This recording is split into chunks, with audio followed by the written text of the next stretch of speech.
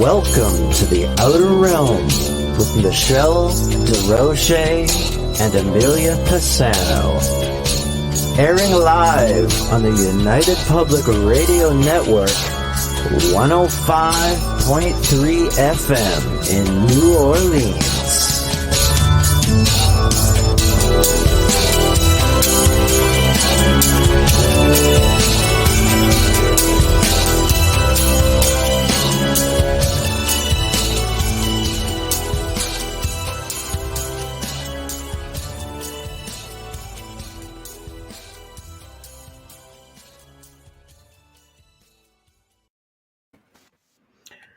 Good evening, everyone. Welcome to the Thursday night segment of The Outer Realm. We are broadcasting live on the International Public Radio right here on United Public Radio Network, 105.3 FM from the beautiful city of New Orleans.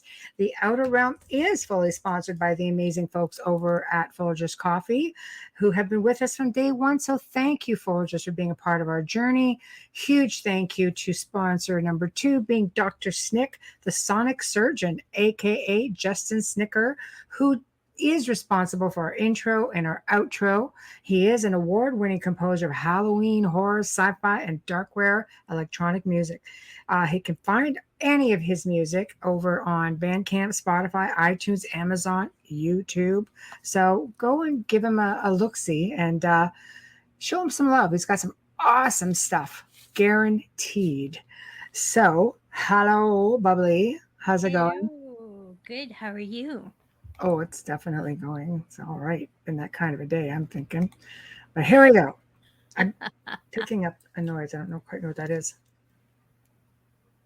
I think it's coming from you, maybe? I don't know. I do have a fan, but I have it every night. That's what it is. Okay. Yeah, I know it's extra loud tonight. I'm just thinking, is that me? Is it something here? No, it's okay. My microphone's low. No. That's hey, weird. Shannon. Hey, David. Yeah. Hello. Yeah, it's really like. Really? No, it can't be. This is it. I don't know. I have it every night. Yeah, I don't know. Whatever I'm picking up, it just sounds like a turbine engine. Okay, I don't know. Let's see if I move that because I'll melt, like completely melt. I have that every single night. It's all right. Okay, I'll move the microphone. Is that any better? Nope, same thing. I don't can know, turn man. it You got off. a turbine? Do you have a on. turbine outside your house? No, it's a very quiet fan. It's so quiet. You still hearing it? I've got nothing. It just seems. I just turned it off, so it's not my. And when I when I take the mic, like the headphones out, there's nothing. So it's not that. Yeah, it's not that. It's something else. I had it. I turned it off, and it's still. I don't know. It's all okay, man. Whatever it is, it's just like one of those spooky October things. Maybe I don't know. So I'm trying to catch up with everybody. Hi, Nancy. I know. BFF. So Nancy came to your place that first night. Oh, hey, Nancy. Yeah. Honestly, our guest couldn't make it today. He was doing a ghost tour and apparently had a little bit of a mishap in the cemetery and couldn't join us. So we'll have to move him on to, unfortunately, probably next year at this point.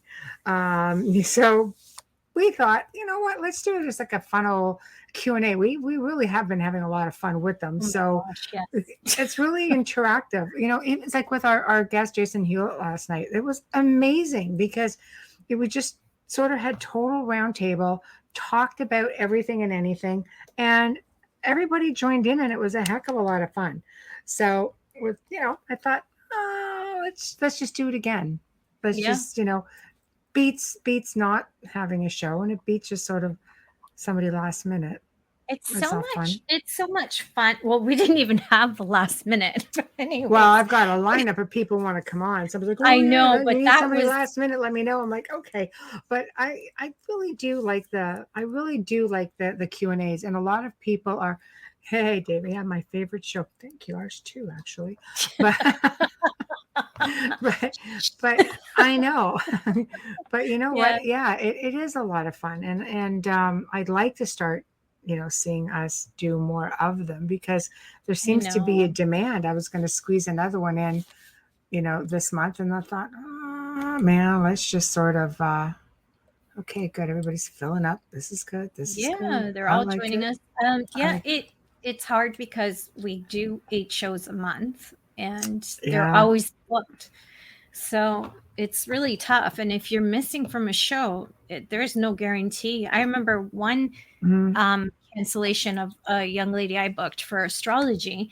And she actually canceled the week before because I confirmed with her and we Notice had is booked it nice. long. Yeah, we booked it long in advance, like a long Mm. months ago. And she said to me, well, hopefully, you know, in a few weeks. And I'm like, oh, a few weeks. I said, I'll be lucky if I can get you in by April. I said, I can't even book you because you don't know your work schedule and we're not going down this road again, right? Because that's what happened. We booked ahead. She confirmed it. And then all of a sudden I'm messaging and, oh, I have to work. It's like, oh, okay, things happen. I get it, you know? Yeah, it But happens. at least we had a week. Like that was easy because we just rebooked. We rescheduled with an amazing guest that night. And if I recall, he was astrology as well. It was Micah who Yeah, it came in and actually he worked did out really really well. well. Yeah, It it did. did.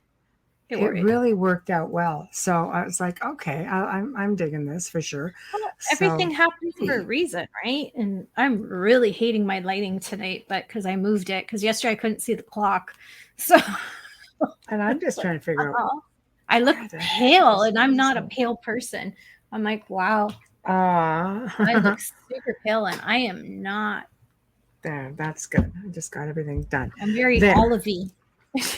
I'm very olivey. I'm not really Very pale. olivey. Yeah, So it's like, what the heck? yeah, it's a little better. No, Yeah, but that's okay. You know what? This will be fun. always This will be is. fun. I I have like a it. question for you Uh-oh. because people ask me this, and I think you're better at answering this. Um, Around Halloween, everybody gets a little crazy Mm. because we all look forward to this in our field. But I mean, people who don't are not working in the paranormal field. I like to call you guys civilians, but anyways, hi Christine. Hi, And Christine. oh, love it, love that name. I know. And um, I think a lot of times people really go all out and start to be interested in, because of all the Halloween programming, maybe trying out a location. What is the worst thing you could do as a newbie Well, I mean, there's with do's something and like don'ts. that? Why don't we talk about the do's first, and Okay. because then we can get into the don'ts. Shorter list. I love to see people get into the spirit. I mean, for me, it's pretty much a Yes, the lifestyle. spirit. That's You better know, than saying crazy. yeah. Yes. I mean, it's been a lifestyle for me for a lot of years. Like I mean, you've been in my house. Well, we can see it. She's at home right You now. see, yeah, a real small That's part the of rest it. of the house looks like that. It's Yeah, not just a room. Like no, mine is just it's a room. everywhere. This is my office. My house doesn't Yeah. look this way because I'd be thrown out. Just saying. No, no, for sure. The house has got, thrones and it's got taxidermy and skulls and a lot of All those skulls antique, are not medieval fake. carved furniture, They're not antique. fake. And, Not it fake. is really part of it, embraces who we are, really. But I've always said I love to see people really get into it. And with that being said, there's a right way and there's a wrong way. Now, I used to do ghost tours and I used to think that was probably the best thing to do. Any of the events that I did, so look for events near you that are hosting some kind of a ghost tour, or you might get a tour, like it might be outside, it might be inside. But I think if you're among people who are there for the same reason as you, and it's someone monitored, like somewhat monitored, then they're going to teach you how to they should teach you, I used to, how to ground yourself, how to protect yourself. It would basically teach you how to maybe use some of the equipment. Some of the tours will even supply some of the equipment. And you can do it safely. Maybe you might want to book a room in a really like a haunted hotel or something, or a haunted bed and breakfast. I have always made a point of getting messages and I'm on air. Michael, 10 days, I think. Yeah. I always used to love seeing people come out amongst some of their favorite, tours. I've had people come back repeatedly, but when I travel, I have to stay in a haunted place. Older the better. If I can't find one, okay, I'll do a standard hotel. But She's speaking for herself, just saying. yeah, I'm speaking for myself. I'm speaking for myself. That's my thing. No matter Yeah. where I go in the world, I want to be someplace that's active. It's just I enjoy it. I don't investigate it. I really don't. I enjoy it. I enjoy it's just like being at home. It's just sleeping amongst It's a your whole other comfort, world. comfort zone It for is for you. me. I'm a bit of a weirdo Yeah. that way, but some people dig it. And so let's I say be amongst your peers. I say do it in a controlled environment, and this way you can sort of get the hang of what it's all about. I've met people who've done ghost tours all over the world. They specifically would go to locations where they had ghost tours. And I mean, my God, there's tours all over the world that you can do. I mean, I've done some and they're like amazing. Scotland's got great ghost tours. Mhm. On rich history. Oh, absolutely. Yeah. But I mean, what don't you do? Okay. Just because a place is abandoned doesn't mean it's haunted. Just because it's a Or cemetery doesn't mean it's haunted. safe. Abandoned places are not usually safe. Depends. I mean, I've been allowed to investigate some, abandoned haunted locations. And I won't say really abandoned because I mean, they were on private property and monitored, the places that I've gone into. And even at that point, you go in and, yeah, I remember being in a really old lodge at one time. You guys would have seen this on one of the episodes of Haunted Case Files, and they've named it like the Haunted Island or something Mhm. along those lines. And I always said this place was rich in history. It was like the Titanic of lodges. Like it had been closed down for so long, and anyone who was anyone would go to this place, and they would have pony racing. Marilyn Monroe had been there. A couple of the Roosevelts had been there. Yeah. Um, Celebrity. it was in that area, the Muskokas, right? And Mhm. it was just unbelievable. But it was sad to see it in its state. I'm probably one of the people who've got some of the last photos of it before it finally collapsed. The following winter, it had a huge snowfall and the whole roof caved in. All that's been salvaged of it is a huge stone fireplace that sits outside now, and they've turned it into a bit of a patio area. But it was a 2-story jobber, huge. Just you come into a giant rotunda, all open concept, and the rooms just spread out to the Beautiful. left and the right. Yeah, it was Yeah. amazing. Huge round rooms on the end. So you would have your dining area, maybe your ballroom. But as you get upstairs, the whole floor upstairs is caved in. And, if you weren't watching where you were going, you'd be down on that first floor pretty darn quick. That's what I mean by jumping into an abandoned place Yeah. without permission. Mhm. That's one of the worst. That happens a lot, especially at this time of year. They think, oh, I drove by this, in some back road. Let's go check it out. It's Well, like you don't urban know if you're going to exploring, fall through right? the floor, though. Yeah. And you're in someone else's home. Somebody owns that. So, It's true. It's you true. know, So, yeah, it's really hard.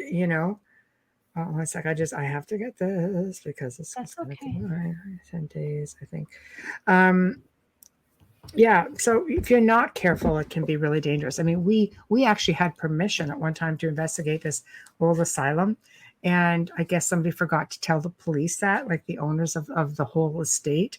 And I've seen where police cherries come rolling in down this long, long driveway. We're like, what's this? Because it was a group, right? Because it was like a film crew. They were doing some B-roll. And police come in and like, what's going on? We're like, wow. We really aren't supposed to be here. Yeah. So, yeah, it was a little Hint bit with the scary. cherry light. Hint with the cherry light. Yeah, Notice right. the cherry, please. It was scarier than the ghost, man. Yeah. Like, Yeah. everybody's got like weapons and we're like, oh. So, Yeah. but it was a lot of fun.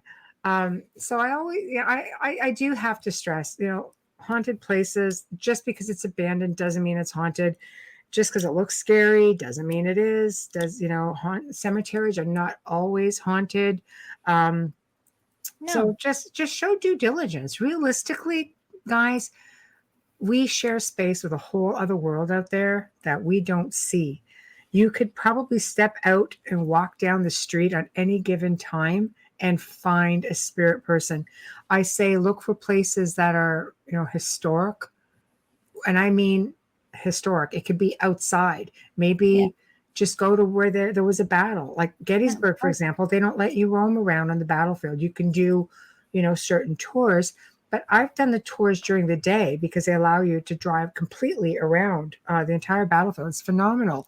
And you can just stand out there and read the monuments and do voice recordings and get something. It's Yeah, and you can have amazing. a Gettysburg burger. I heard they're phenomenal. They are. I've Yeah. been to Gettysburg a couple times, and it is really awesome. That place So, must be good. It shows up on pop culture dramas on TV all the time when they're there. no, exactly. Oh, It's amazing. exactly.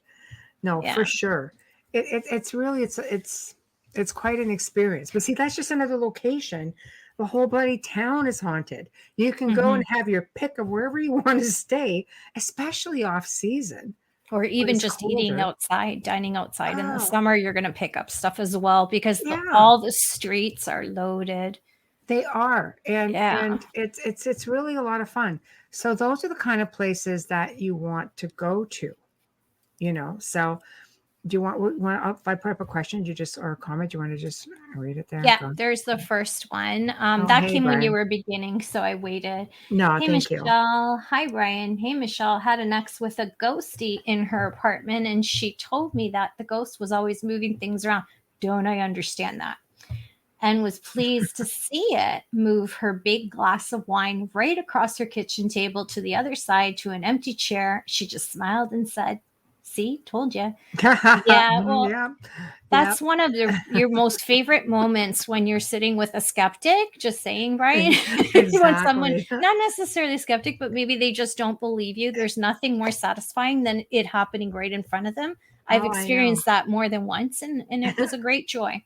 Hi, Hey Bradley, Bradley. Hope you're nice to well. see you. Only Thanks for once sharing I us up.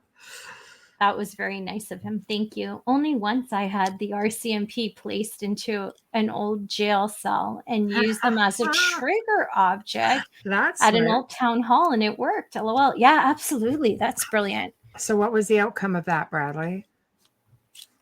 Yeah, you got to You're let us just going to know. lock an officer up in a jail cell.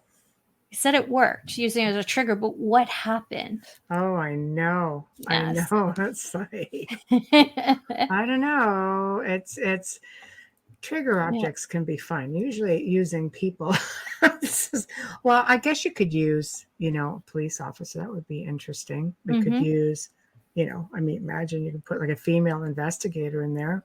That's been Well, done. That's sort of scary for her, but our friend, and he's been on our show, Wes Coleman, who's security at prison guard. He's prison guard. yeah. Said that he's been used for that because he knows in prisons, haunted prisons, because he knows how to, speak to the inmates, and it brought up a lot of activity. No, yeah, I So imagine he you'd said know that how in the to just show. do that. Yeah. Yeah, if you Yeah, guys are it's true. interested, it's an archive. It's Wes Coleman. Mm. But yeah, let us know, Bradley. And then there's the question that everybody always asks: why are people only investigating at night? That's a Mm. really good. That's a really good explanation. I'm gonna let Michelle take this. I'm gonna watch the chat room. So Why please does keep people those questions investigate at coming. night? I think it's because your blinky lights look better on your equipment. No, I know, really. Yeah. I think realistically, if you're haunted, you're haunted. You're haunted 24/7. I can tell you in this house here, activity would occur at any given time. I remember, times coming into the front door and I was a spirit man there, and all I heard was this voice going, "Well, hello there." And I was like, "Hey, where'd you Mhm. come from? Who are you?" You know, and I've seen doors just swing wide open, and I come into the dining room at the time there used to be door. I'd be like, "All right." I could hear things walking up and down the stairs, day or night. I believe the activity is there day or night. It doesn't matter. So is it because, again, for the allure, you go hunt, go hunting, as people say, hunting ghosts? I don't personally use the term, but you go investigating. Is it because the world is simply more quiet? There's less noise. So, and I mean noise, not just, within the space. I mean noise psychically, noise, cars, trucks, depending where you are. Again, it's easier to use some of the equipment, I guess, because it is geared for night vision and things like that. So I don't know. And is it just because it's just spookier at night? It's just more fun. I mean, I would have more fun doing a ghost walk, for example, at night than I would during the day. It is. But we've done them during the day.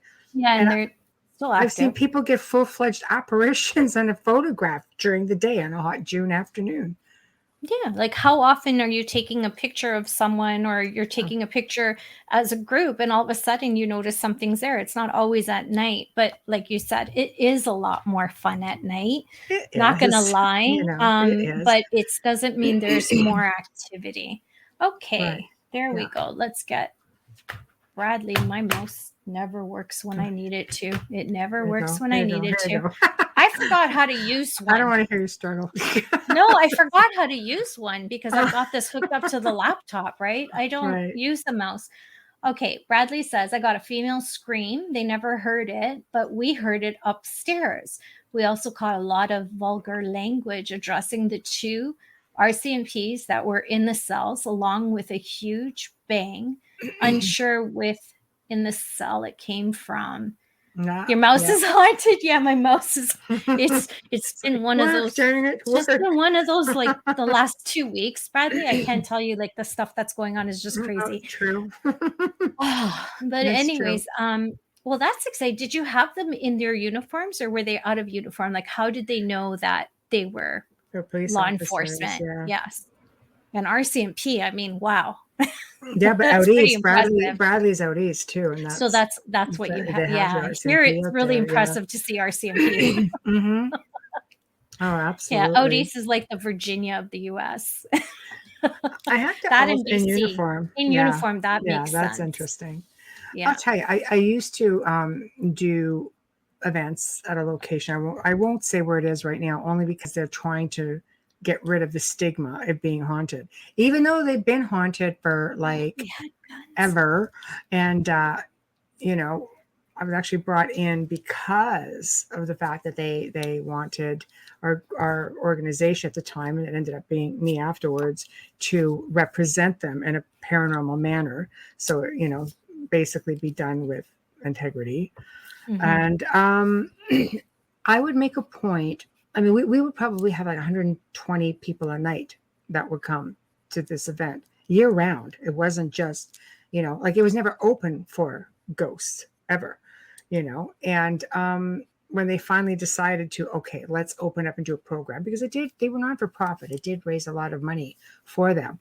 And I would make a point, like many locations that I've worked at, of walking around the building and addressing the spirits who I knew were there. And I would explain to them what was going on. And the man of the house, for example, which is like, 180,000 square foot house, and I would basically say, okay, hey, good evening. We're expecting this many guests this evening, and we're going to be starting at this part of the home or the house, and we're going to make our way here, here, here, and here.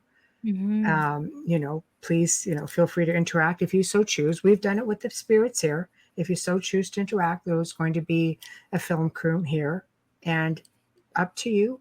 That's it. We never like to surprise them. And I've never done that at locations that I've worked at. I've always said, this is a situation. And I'll tell you, whether it was filming here or whether it was, at the locations I've worked at, realistically, people have gotten some amazing things. It's just like doing voice recordings. There's a right way and there's a wrong way. I mean, if you're a ghost, for instance, and you see somebody, you're considering interacting with, and let's just say you don't know you're gone. You don't know you passed on, and you've got somebody saying, "Is there anybody here?" And you're sitting there going, "I'm here." You don't see me. Are you dead? Like it's a bit confusing.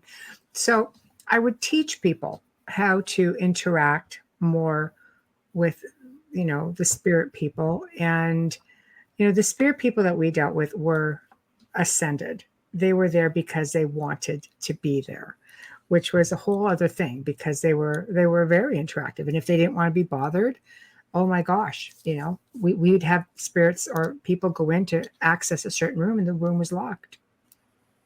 And camera equipment, everything. We've had a tape, a little mini VHS tape. And, when we were taping, just those little mini DVDs, completely missing, out of the camera, gone, never found again. The door was locked. There was no way of doing it. She did not want to be disturbed. But if you're going to do voice recorders, would it not make more sense to learn about the history of a location? Maybe look at old photographs that you might see, on the walls, or, ask questions such as, what year is it? Do you know? Like, I would always try to make it look like I was the one who was confused. Can you tell me what year it is, please? People, right? Yes, exactly. Treat them like you're having a conversation with a person who is in this realm. But being intelligent about some of the questions, like some researchers are really good at it, and others is just like too much. Is there anybody here? Can you tell me your name? Can you tell me? The name part is good, but again, I would try to make it look like I was the foolish one. It's like, I would start with, "Hi, my name's Amelia." I'm not sure I know what year it is right now. So. And you want to give them your name before asking theirs, right? Just to be polite. Hi, like you're yes, exactly. Yeah, exactly. Like Introduce yourself. I like this. Oh, Bradley says, use a tickle me Elmo at a sanatorium, but remove the batteries. First time I ever seen Elmo talk so much with the batteries. Kind of like Elmo me. Can be a little bit annoying to start with, but take the batteries out and he still keeps going. It'd be a little bit much. Thankfully, my daughter was never crazy about him. Oh my God. Yeah, it's just, but no, trigger objects are a lot of fun, because spirits will go after obviously electronics. It's easy. It's so easy for them to manipulate. Here you go. Oh, I didn't say you were skeptic. I said people who are skeptic or don't believe someone when they're talking. But no, I know, Brian, you're not a skeptic. That was about my fourth experience. Was at a haunted chalet in Blue Mountain. Well, hello, Canada. I was in the sunken living room. Someone with a heavy walk was clamping around above my head. It was late and pitch black. Right. I yelled, who's walking around? A friend from the bedroom yelled, "That's the ghost." I love it. Yeah, no, I wasn't calling you a skeptic. I was saying in general. In general, with skeptics, it's a lot of fun. Yeah. That's your compadres out there saying, "Oh, it's the ghost." Don't wait for the ghost to answer. No. Oh, just jump in. I love it. Yeah. And Bradley says, we left it in a dryer. It's probably still there. Oh, what if the spirits are trying to get it? You need to go back, Bradley, and take it out. They'll have to learn how to open the door. I'm sure if they've been there a long time, they know how to. No, exactly. Yeah. Asylums, sanatoriums are they're sad places. Yeah, I haven't done that. Yeah, I've done a couple of them, and they are sad places, because there's so much confusion. There's pain. There are people who are sick. There are people who are abandoned, left behind by their families. There are people who are abused. There's not a whole lot of happiness within the spaces, And the one time I went to one not far. Well, I'd say not far, probably, a couple of hours or so from here. And again, I don't want to say, because they were actually bought out. And last I heard, I think they were going to build some condos or townhomes there. I know, because the buildings are intact and they're in really good shape. So if you can imagine, they might even use the same buildings. So anyway, wouldn't be the first time. Wouldn't be the first time that was done. They did that downtown Toronto years ago. I know the one too. Mm-hmm. But right, I remember about 6 p.m. and it was in the summertime in August, so it was like really bright outside, and all of a sudden I could hear chanting, Ugh. like chanting, and all of a sudden tapping on the pipes. And, there were probably about 8 of us in there, and everybody was in different buildings, probably 2 per building. If you think about it, you've got 6 buildings. Wow, We knew that we were, our group, just like alone in this building. And then I just started taking photographs, and I ended up with some of the most unbelievable stuff. And the first one I captured was in this big rotunda area, and it was a clear face, really bright, a clear face. Everything else in the room was dark. And I'm not talking an orb. I'm not talking about anything like that. It's like a floating freaking face. And I looked at that and like, that's disturbing. That's disturbing. It is, Yeah. because, it's just, it makes you realize like there's still people here, probably in very confused states. Oh yeah. State of mind, I believe that if you're a strong empath, you should stay away from sanatoriums. Honestly, I don't think I could handle it. I think I'd fall apart. Like when I just going in the 9/11 memorial, I couldn't breathe when I left. Mhm. As I was exiting, and I rushed through the end of it because I couldn't take it anymore. It was just so difficult. Mhm. I had chest pains. I was crying uncontrollably. I looked like a psycho walking through there. Everybody's Mhm. somber. I mean, it's horrible. It's horrible what happened. The tragedy is just horrific. It's massive. It is. Yeah, But if you're empathic, it would definitely be hard if to. you're empathic, it's hell to go through there. And if I'm very strong empath, and it just picking up everybody's feelings in there, as well as all the, the Absolutely. residual, because I didn't find very many spirits there. I found that to be more at the actual fountain where the buildings, the foundation was. Joshua Murphy says, well, to bring up from last time, my cat kicked out a spirit when I was a child. Cats, animals, cats especially, though. Cats are considered to be, they say that if you have a cat, that spirits would, or malevolent spirits would not remain in the home. That's the theory. I always say your animals will definitely pave the way. The first thing I say when somebody messages me and says, okay, yeah, I've got something going on, I'm like, do you have a pet? Follow their lead, because they'll see it before you do. But there's something about cats that evil or malevolent entities don't seem to like. So that's very, very possible. I absolutely believe that. Yeah. They can't instill fear in the cats. Cats are fierce. I had a cat years ago. I'm more of a dog person, but I've had cats in my lifetime. Yeah. And I remember moving in here, I had Popeye maybe a couple years after, not even, because my mom wanted him. So I know my mom was around, and I was here 3 years when she passed. Right. But Popeye would always be in the corners, and everywhere where I felt uncomfortable, he validated every single time. It was, I would feel it, and I would look, and he was already there. And that's, I've had a lot of issues at this house in the beginning. So he just validated everything. I love that about them. They are such intelligent little creatures. My goodness. They are so on smart. Average can see, see and feel everything most of the time, right? Like before people. They're natural intuitives. Cats are fierce. Like I have Cat will freaking kick candles, crap out of you. On my doors, and I would close the doors because he wanted to be everywhere when I went out. And I had the like the little straight handle.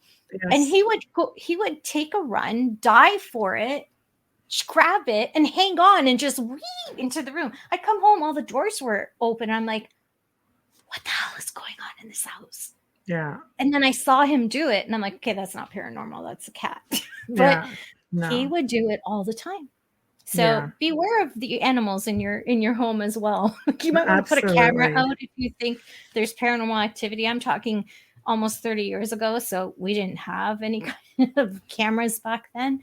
No, it's true. It's true. Yeah. But your animals will always pave the way, and they'll warn you, like They can figure out what's coming. They can see things you can't see. You know, Yeah. there are some investigators who will bring dogs, especially on investigations, because they know that the dogs will figure it out. Cats are the guardians of the dead. Really? 100%. Yes, correct. That's correct. They They bring were the dogs? guardians of the dead. They were revered in Yes. Egypt. Yeah. Yeah. That's why I've never seen anybody do that. I mean, I've been around cadaver dogs, but I haven't been Yeah. around that kind of, Yeah, wow. there have been people who've done it. I remember seeing a television show one time, and there was one specific group that would bring, this big dog along with them. The Yeah. dog would just react, which is normal. That's exactly Well, what they do. especially in an unknown environment, their senses are going to be more heightened because they're Mhm. there to protect their owners. So they're going to be more Right. heightened. Unless you have a Morkie like mine who's just going to jump between your legs, but um, Are you he would kidding? be of no I've had use. chihuahuas that are like 2 pounds, like my That's a little chocolate one would Napoleon be like, complex. take you Yeah, right on. It's like, yeah, what are that's a you gonna do? Napoleon complex, man. They're Oh, I hilarious. know. You're But not a big dog. You're ankle two biters, pounds. ankle biters. I know. I know. Oh So, my and gosh. yeah, and ghost animals. It's interesting that you bring that up. They had a ghost dog. Yeah. Um, there's ghost cats here. Yeah. A lot of people have seen them, but you had an experience with one too, My which was kind of first time at Michelle's house. I'm cool. like, I'm looking and I'm sitting like on this side of the table where I always sit. I Yeah. mean, I'm sitting on, across from you. And I wasn't sitting at the head at that point. I was sitting on the other side because Peter was doing something. And I turned around and I see this black thing jump up and go down. And I'm like, oh, your cat is so cute. I'm like, what? Nancy was there for that. And yeah. And you're like, I know. we don't have cats. What do you mean you don't have a cat? Like I just clearly saw a black cat jump and walk into the kitchen. You cannot tell me you don't have a cat. I was just, No, wow. And I wasn't we've looking had for anything. We were talking. We were just in conversation. And I caught from the corner of my eye and I turned around and I'm like, oh, isn't that sweet? And he's walking into the kitchen. I'm like, you found a black cat. We've had people say that there's a gray cat. yeah. We know which, like Wayne's cats that have passed, but some of these were prior to that. Yeah. Now the black cat, whether short hair or long hair, in and around that time, there were two of It was Wayne's a cats. longer haired cat because I could That clearly see that it was Salem. fluffy and black. That's Pardon? Salem. Oh, She was about this freaking big yeah. giant puffball, Huge. and Yep. really big head on her. Yeah. Yeah. So so That that was would be incredible. her. Yeah. Yeah. That was funny. That was Yeah. funny. No, but it is, people. I remember years ago, a woman sending me in a photo of a horse, and she sent me a picture of the horse in life and the spirit photo of the horse. And that was the horse because it Oh had an my unusual gosh. marking down the top of the head that came down the nose. And Yes. I was just Horses like, are gorgeous animals. I My God, know. I I love know. It's almost sad in a way when you think about it that they're just staying behind. them. I know. It's like, how You do know? you, I guess, well, there's got to be a way to help them cross over. I guess it depends on who you ask for assistance and I what your guess. beliefs are, right? Like, I mean, we touch on this a lot with researchers, and we've got a couple of yeah. researchers in the chat here. We are, by the way, streaming on 8 different platforms right now. So just so you're not all going to see everybody in chat because there's 8 different chats kind of merging onto the soundboard here. But as a researcher, okay, do you move people on or? Oh, yeah. Like I think this almost becomes ethical in a way, but it's controversial too. Yes, Because right, we've talked about this before, but we're not in really great lengths, so we won't drag it on. Really feel. Yeah, we don't want to kick the horse till it dies 1,000 times, so we're just going to kind of touch on it again. But no, but you never gave your opinion. Some people believe that you don't really have the right to move them on, that they have the right to be there. And I'm like, I'm all for that if they are not causing angst to the living, if they are aware that they're dead and they want to remain behind. But realistically, if you move them on, they can still come back and be much happier without all the baggage, in my opinion, for whatever it's worth. Not that they can't come back. That's got to be a point that you've hit flashing Vegas lights on. You know, yeah. I think that's the part they're missing. Well, yeah, I mean, they can come back and forth as much as they want. But then I think you have to ask yourself, okay, number one, is it dimensional, interdimensional? You know, are we seeing an actual spirit in this time? Are we seeing something that's just crossing dimensions? There's a lot. It's more complex. It's not black and white. But let's just go black and white for now without making it too complicated. So if you're a researcher, and let's just say you come across the spirit of a child. Do you move the child on? Or really any spirit? Or do you just like, no, this is a great place to investigate. If I move them on, I won't have a place to investigate. Like, where do we draw the line as researchers? If that child was human and screaming for help, would you walk away? I think that's how you have to look at screaming it. for help? What if the child is very interactive and seems content? Yeah, lost. Yeah, loss would be a good way to put it. And some of the cases in places that I've researched, you know, the malevolent things come in and sort of hold the spirit people hostage. Mm-hmm. See, that's what I have to go by, people, not because it's every situation, but it's because it's the type of people I work with and help.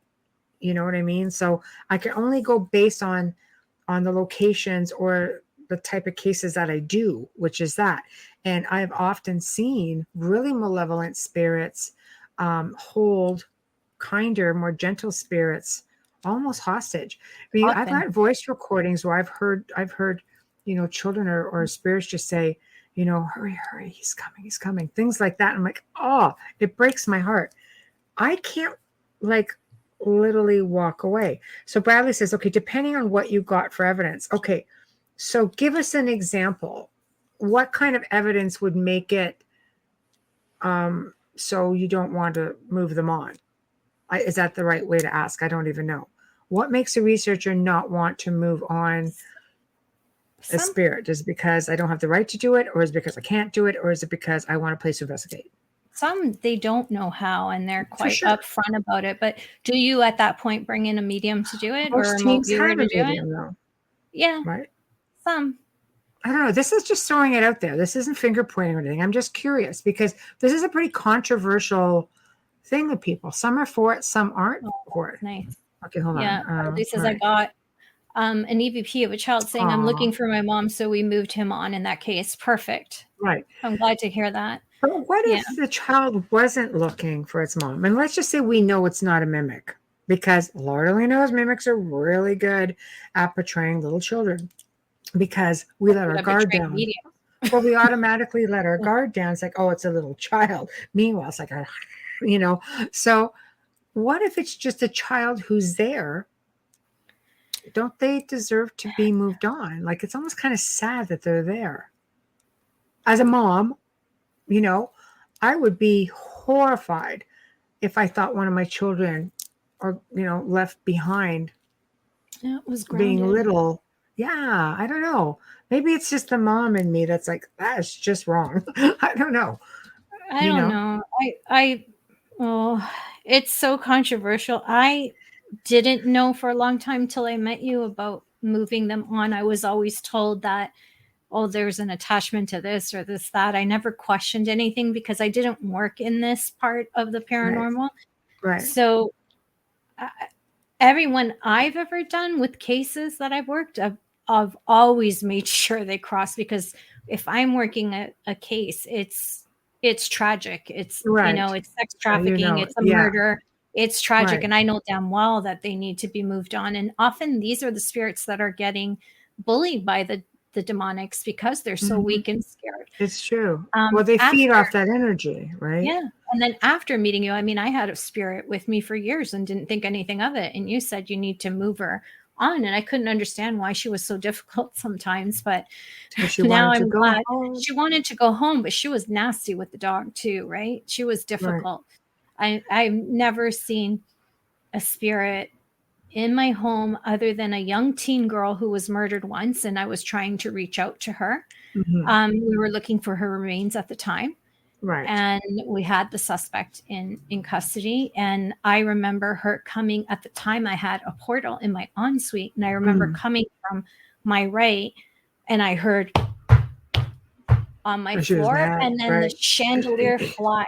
My chandelier, my crystal chandelier is brass. It's from the 1960s. It's very heavy, and Right. it was just flying around. And I'm like, get up off the bed, holding it, and I'm like, slow down. Let's talk. I can help you, but Right. yeah, It is really a tough decision. Like, for me, it's not. After learning about all of that and communicating and working with you, it's not a tough decision at all. It's always move them on. If they want to come back, they can come back. If they are not ascended, I think it's your obligation to move them forward and take them out of whatever that's interesting. whatever Yeah. they're stuck in. That's just my opinion. I would never leave a child or any spirit for that matter behind if I had the opportunity to cross them over, knowing that if they wanted to come back, They they could come could. back. That's the Yeah. big one, is But knowing that. I think that they can if they want to. I mean, our spirits Mhm. here are ascended They do. and we Yeah. have just as much activity, but we have our Yeah. resident spirit, but every now and then other family members come in, and they're not stuck. They come back because they loved it. She's here because this was her house. It was built for her to entertain, and she She's loves still the house. entertaining. She still entertains. Yeah, she She still keeps is. Sometimes we company. feel like, but every time Yeah. we do things here, we'll say to her, okay, well, we want to do this or do that. I mean, she's been instrumental in us even opening up doors that have been blocked off. There's no way of knowing if there was really a door there. These are plaster walls, and she has basically shown where the doors are. And we go in, you open up the wall, bam, there it is. It's beautiful, ornate woodwork in the middle of it. Like they just put walls here and left the door. They didn't it's just crazy. But but Brad says better we leave them there if it's a better place that we're supposed to go. Why not send them there? They can come back if they really want to be there. I get at Yeah, times the homeowners, oh my gosh, want yeah, them to stay some as sort of sort of a mute. amusement. To me, that's not right. To take it on myself, I move them on in that case. Good for you, Bradley. That's Yeah, wrong. And if they want to come back, they'll come back. It should be their choice. Just like I would feel like I'm being held hostage. Hi, Zach. I hey would feel like Zach. I'm being held hostage Yeah, if I wasn't helped to get across a bridge, say.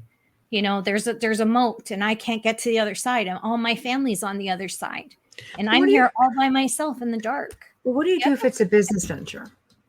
People If are it's a entitled. business, They're allowed to make money. I You're would, allowed to but then you're if allowed to those, have a but you're living. still holding I'll those spirits there against their Yeah, will. like I'm playing devil's advocate. No, I There's know some you are. yeah, there's some. I mean, people are allowed to have a living. They're allowed to provide a safe environment for researchers to research. But does it become like a circus Do the act spirits want to or be like a researched? sideshow or I don't know. Like Yeah. Hi, we Thomas. Hey Yeah. Thomas, thank you. I mean, we've allowed people in here sporadically to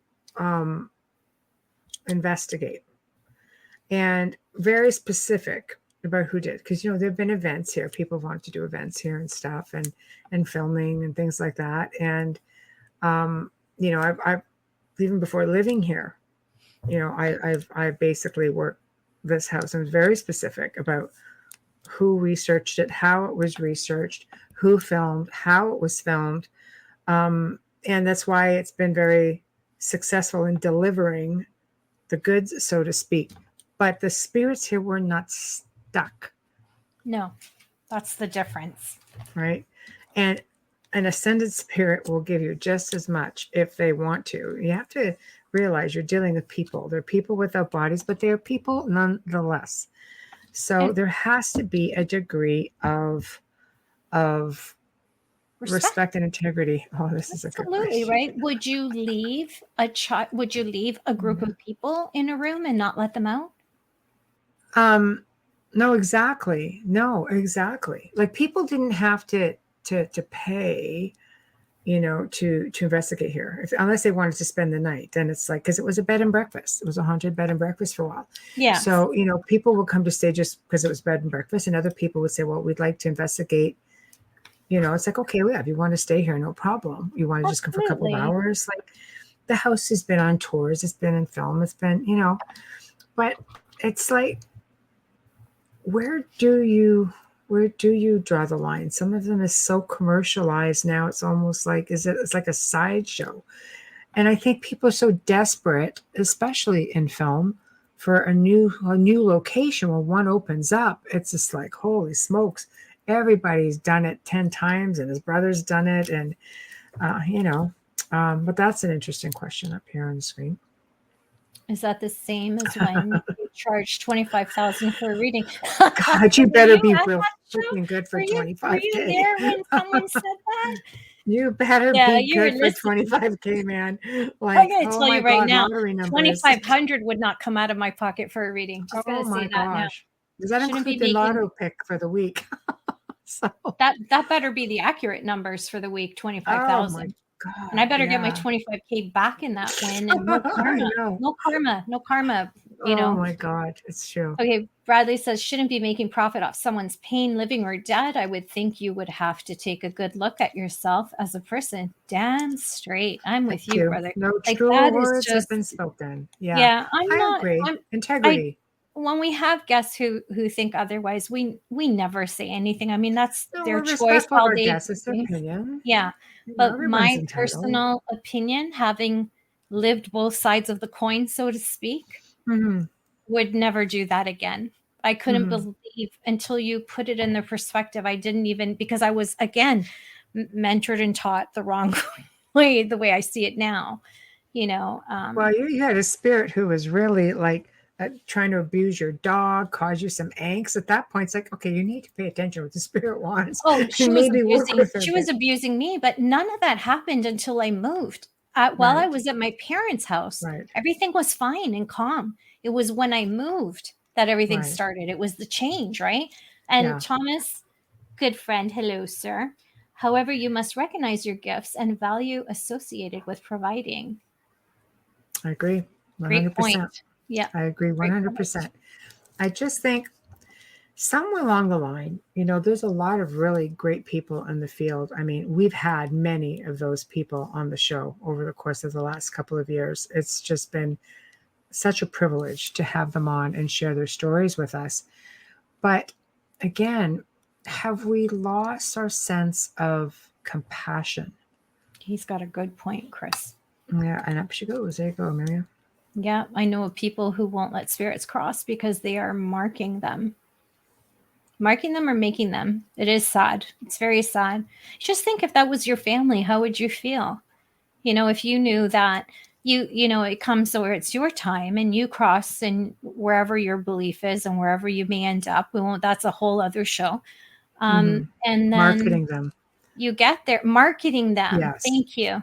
And then you get there and your family's stuck behind, but you can't help them now because you've ascended. And how do you go back? Because you can't find them. Wouldn't you hope and wish that somebody would help them along?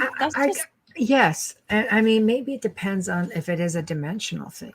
Can you come back to help them? That's true. That's true. I believe you can still come back. There are just the deceased who have ascended who come back and help their loved ones and strangers all the time, Yeah. But then there are those who, they move on without them. I mean, I have seen so many situations. I have seen spirits from different time periods exist in the same space and they never see one another. No. I And think that makes could it be dimensional, right? Yeah, absolutely. I've seen people, and it's sad because you're looking at, let's say, a mother looking for her child. They're in the same space in two different dimensions. It's really, really sad. I want to address Bradley's comment. Use your gifts to help and not make a profit.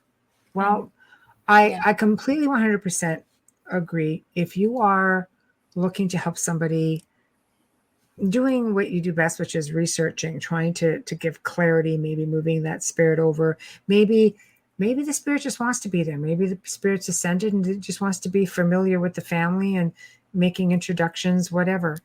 When it comes to readings, I believe people are entitled to make a living if it's reasonable. I mean, if you want to charge this much and you have somebody who has it and wants to spend it, have at her. But you have to know that this is for entertainment. Mm-hmm. I've seen people spend a heck of a lot more entertained in many other ways. But you have to be clear. There are charlatans out there who will lead you and keep you going for months and years, and they will drain your coffers. You know, a good medium will say to you, this is your reading right now. You can walk out this door, make a decision, and change. Your reading will be different by tomorrow. Nothing's ever guaranteed. Take it for what it is. It's entertainment. It's fun. If you get something out of it, great. If you don't. That's a psychic reading. Yeah, a mediumship reading is different because they connect you with spirit that has passed, and they'll provide you with proof, and you'll be able to validate if they're. But a lot of people, it's like, am I going to find love tomorrow? Those are not readings I ever did. I did a few of those on radio, and I got tired. Those are the charlatans. Are really. But those are the people who are really out there. And not all of them. There's a lot of really good card readers out there. There's good psychics. There's great mediums. You know, they're out there, and that's okay. Just know what you're getting. Know what you're getting. I have to say, when I pull cards, I am like 9 out of 10, if not 10 out of 10 every freaking time. And I was like everybody else thought, oh, the little book is in there. It tells you anyone can do it. So I gave these cards to a friend of mine who lost her husband and said, here, you can communicate with him through these. And she said, Amelia, I can't do it. Like, it's not working. I'm like, what do you mean it's not working? It says it works. But yeah, good night, Bradley. Thanks for tuning in. Oh, thank you so much. Yes, you're an hour happy later slumber. Than us. Yeah, happy slumber. Yeah. Thank you. Okay, go ahead now, Bubbles. Chris says, I've had a spirit ask for help to cross, and I will help them to get them over. Sometimes they don't want to, but at least you tried. And then Thomas says, to be rewarded for services provided does not mean profit. That's right. But running a haunted house does. It can, yeah.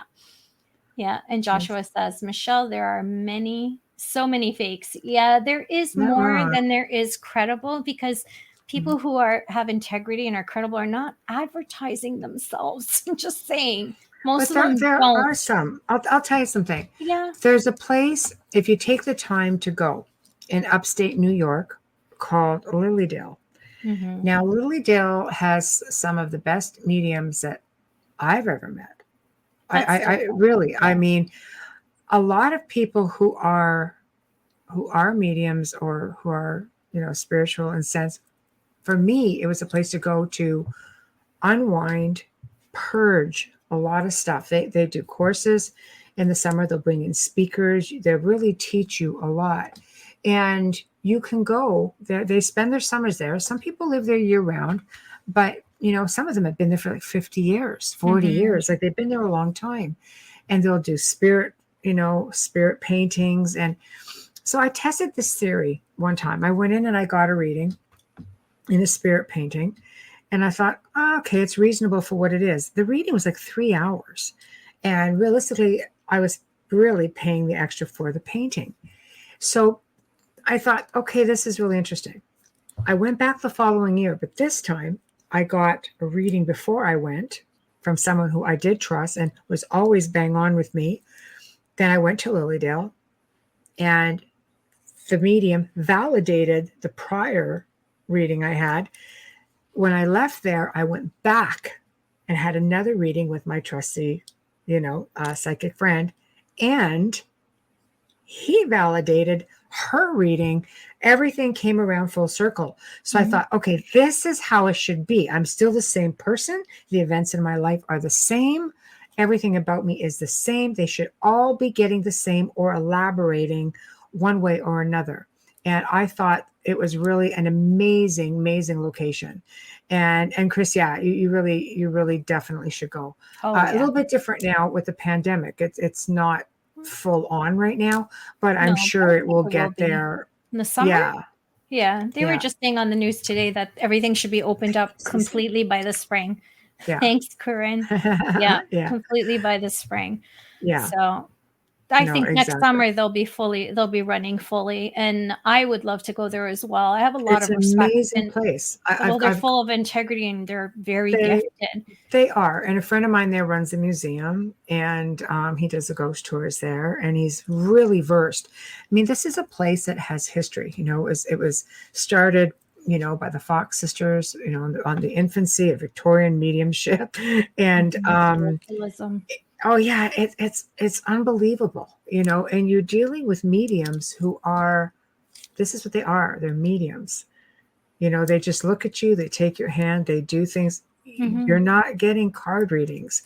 I've participated, in Victorian seances, and I'm watching table walking and table tipping, and it's really quite an experience. It's the largest spiritual community, on this side of the ocean. And it is really an amazing place if you can get out there. It's a Mm-hmm. lot of fun. A They're lot of fun. they're different than what I was referring when I say that there's a lot without integrity and they're out there advertising themselves. I call those psychics ambulance chasers. Oh yeah, And these guys don't advertise. You no, just go. that's what Yeah, I mean by when yeah, you have someone who's really good, you'll hear about them through other people in your community or, right, wherever, if it's Facebook or if it's in your neighborhood, you'll hear about them. right. But people who are out there constantly Word of mouth. promoting it, word of mouth is the best when it comes to finding a medium with integrity and someone who's really, really good. And Hmm. not every time you go or when you go there and you have your intention is set that you have to speak with this one person, that doesn't always happen. No. They can't just pull someone out of a hat. What needs to come to you will come to you.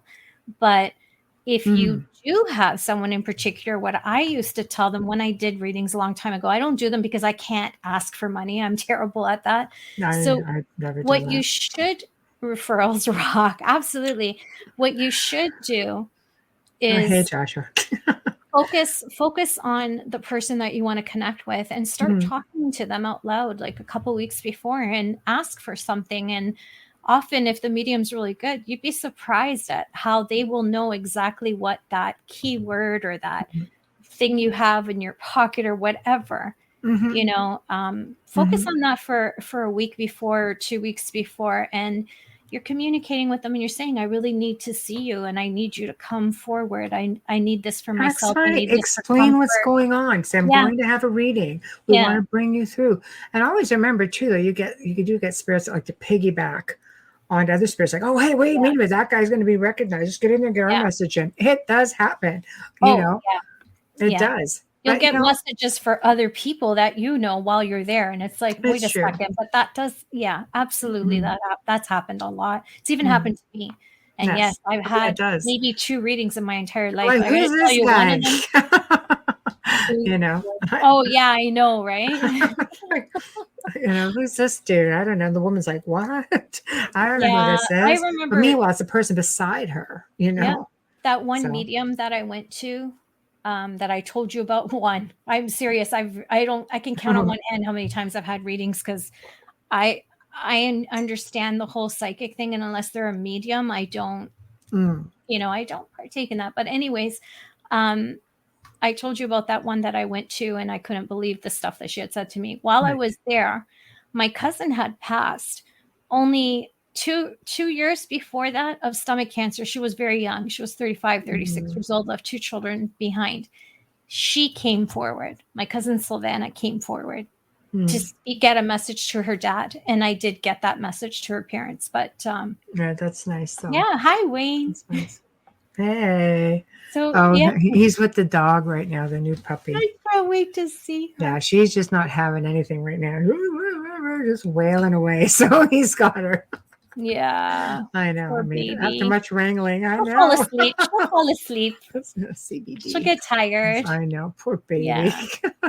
Oh my gosh. I know, But, I think that, getting back into October and paranormal investigating, and this is a time where I feel people need to be really careful. This is a Mhm. time where people like to play with spirit communication and certain devices. And, I mean, it can be a lot of fun for sure. But are you really prepared for what could potentially come along with this fun? It falls into one of these say what you mean what you say, and follow through kind of thing. What if you're sitting there and you start communicating with something? Let's just say the old trusty Ouija board, because it's Mm, it's, it's the one that's the easiest um, access. Oh, the baby's asleep. Just yeah. relax. Oh, I can't she's wait. she's had a hard night. She has. She's exhausted. So what do you do? I have a Ouija board on my phone. I've never used it. Okay, I have it so on my phone just to show people so when they there's say, there's "Oh, my something kids else. get a Ouija board." They don't have a Ouija board. I'm like, hold on a second, right here. But This is it's why true. you get one. So Yeah. let's include that. Okay, let's include things such as spirit. Let's just round it off to spirit communication. We've touched on this, but we've never really gotten really in depth about it. No. So let's say it's a voice recorder to do EVPs. Let's say it's a pendulum. Let's say it's a Ouija board, a telephone app, a ghost box.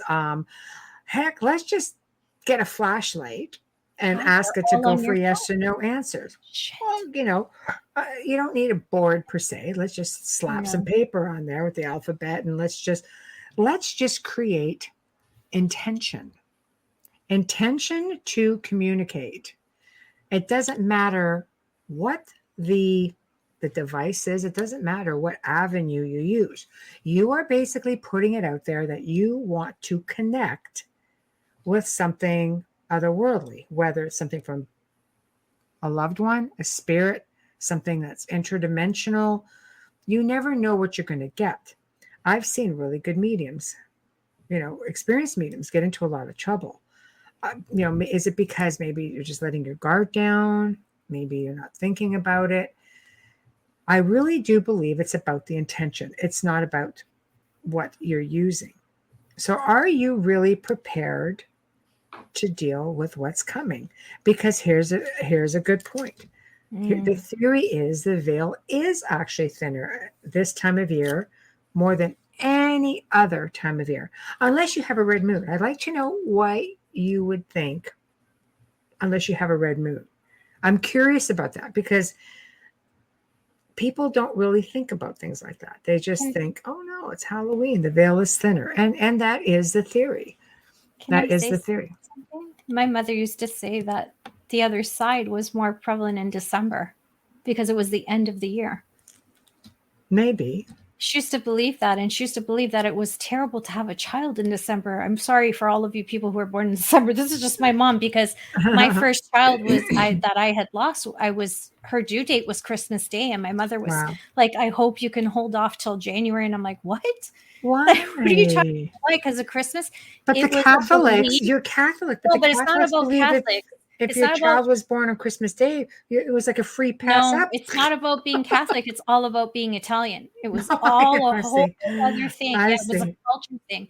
And she would Right. say, the veil is very thin in December. It's the end of the year. You can communicate because it's after the month of the dead. It wasn't just the day of the dead, it was the whole The month. whole, the whole month. Yeah, And some cultures are like that. Absolutely. that was her beliefs. I Right. know, yeah, it had nothing to do. My mother wasn't that devout Catholic. I mean, she went to mass every Sunday, but she wasn't that devout Catholic. She See, swore more than I do. I agree 100%. From fall equinox to the winter solstice. Yeah, strongest judgment. Yes. See, and the winter solstice is December 21st. Yep. So, Yep. yeah, she would always say to me, it has to Come. be after Christmas. Like, what do you want me to do? Like, hold Like a it in? trusted voice or whisper in your ear. Yeah, trust your instincts. Absolutely. Absolutely, Joshua. Trust your instincts. Yeah. Yeah, And if you're in tune and you know how to tap in, you can pick up on that all year long. It's I just a do. different thing for I people who was going don't. to say, I think if your intention is strong enough, you're going to succeed in anything that you're doing. If you want to communicate, it's going to happen to you at any Law of given attraction. time. But this is a time of year where the mindset is different. See, people want the fear factor. People want the experience. Be careful what you wish for. So the That's all I'm saying. invitation might be stronger. Mm-hmm. There might be more of an intention. Then what do? I can tell you through the years, I've dealt with a lot of people who I had to clean up Halloween for some people. I had to clean up the leftover debris from Halloween.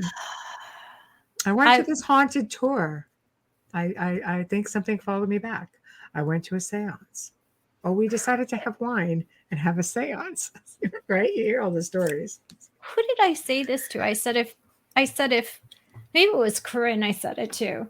I said if October in our field and we were in retail, October would be our Christmas. That's how busy it can get. And it's always busy, but it's just more so because more people are attempting to communicate and investigate. So there's more attachments. There's more like, I think I brought something home with me.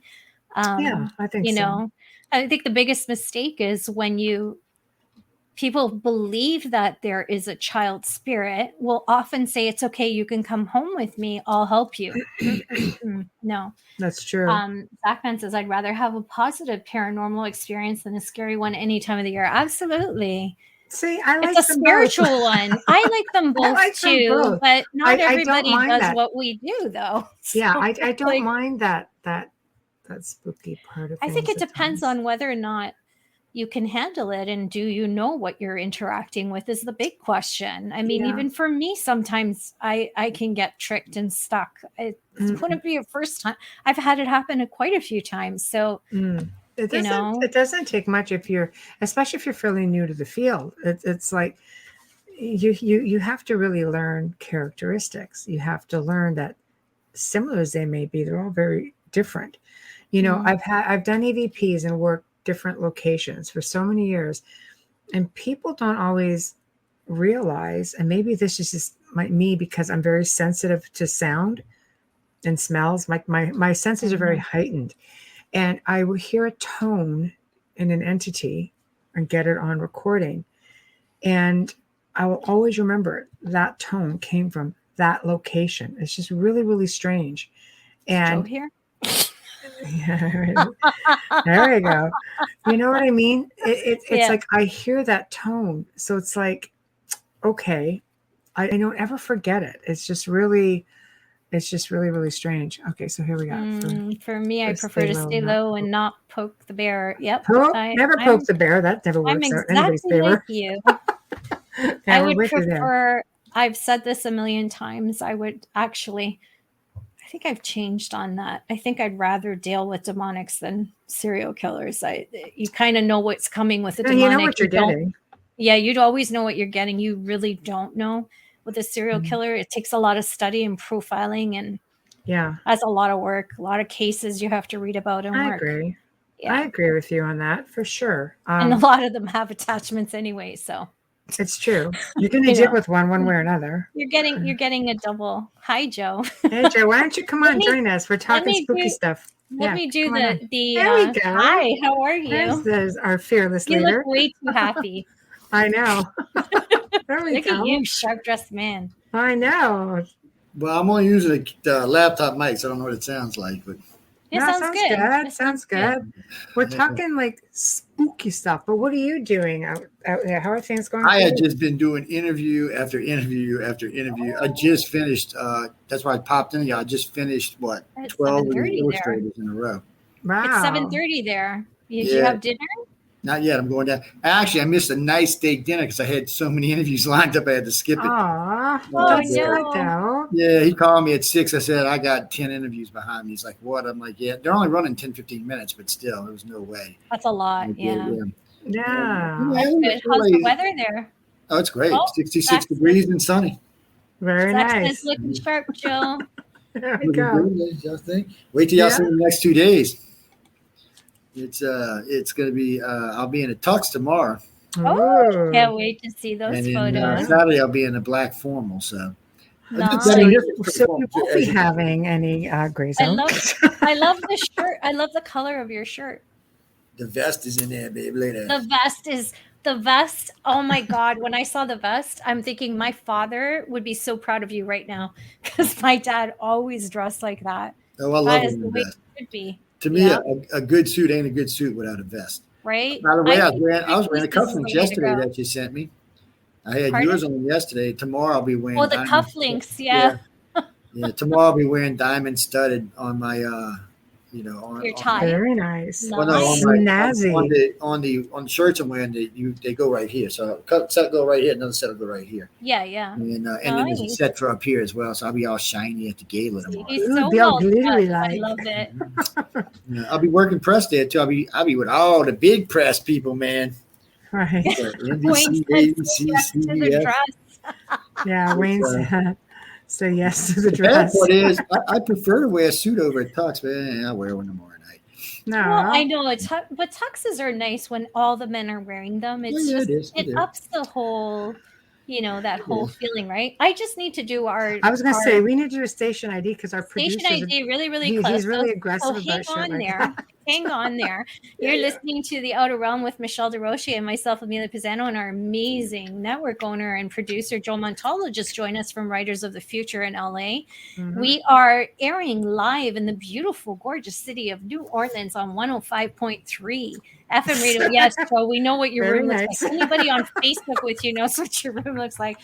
We are streaming right now live on UFO Paranormal Radio, and you can catch us in archive as well. And UFO Gods and Extraterrestrials, Why Joe Why, International Public Radio. And tonight's I intro. have backups. That's why. Tonight's intro. It's I gotta tell you, man, I seen something kind of spooky down here last night. So we were gonna go clubbing. It was about 1:00 in the morning. We decided we were gonna go clubbing. Well, Okay, I didn't finish the intro. clubbing. You have to wait. I didn't finish my station ID. Sorry, because right in the middle of We have to give the Justin sponsors a Snicker. mention, Joe. Yes, I love our sponsors.